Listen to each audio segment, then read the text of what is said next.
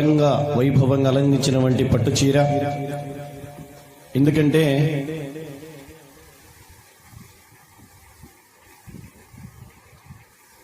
చక్కగా అలంకరించినటువంటి చీర ఆయనే తీసుకొచ్చారు, ఆయన తీసుకువెళ్ళొచ్చు.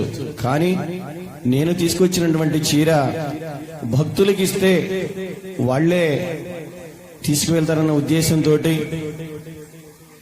ఇచ్చారనుకోండి. ఆయనకు అనుకూలంగా వాళ్ళకి ఇచ్చారు, వాళ్ళ బంధువులు కాబట్టి ఇచ్చారని అనుకుంటారని చెప్పేసి ఉద్దేశంతో ఈరోజు ఈ చీరని వేలంపాటగా పెట్టడం జరుగుతున్నది. ఎవరు కైలాసం చేసుకుంటే వారు అమ్మవారికి మరి కృప పొందుతారు. ఒకసారి చూద్దాం. మరి అమ్మవారి పాట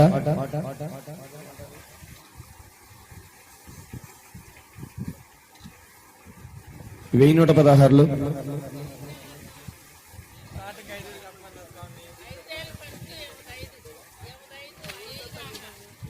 అమ్మవారి పట్టు చీర చల్లా గోపిరెడ్డి గారి యొక్క పాట 5016. ఆ 116 కంటిన్యూ అవుతూనే ఉన్నది. అది చెప్పడానికి ఇది చల్లా గోపిరెడ్డి గారి యొక్క పాట 5116.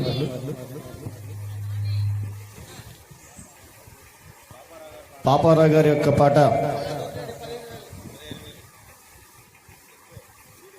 పాపారావు గారి పాట 10,116. అలాగనే చల్లా గోపిరెడ్డి గారి యొక్క పాట 15,116. గులాబీ కలర్తో ఉంది.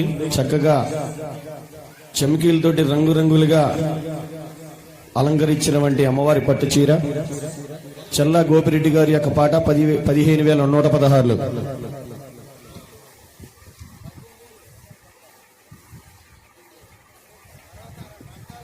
అంకాల పర్వతాల గారి యొక్క పాట 18,116. చల్లా గోపిరెడ్డి గారి యొక్క పాట 20,116.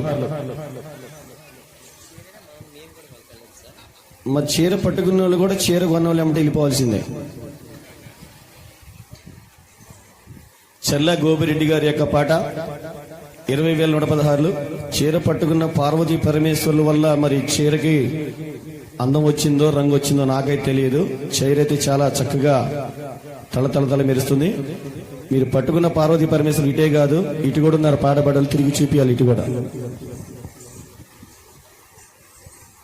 అంటే ఇటు చూపిస్తే అటు అంచు చూపిరా, తిరగండి అటు ఇటు. పార్వతీదేవి గారు పరవశి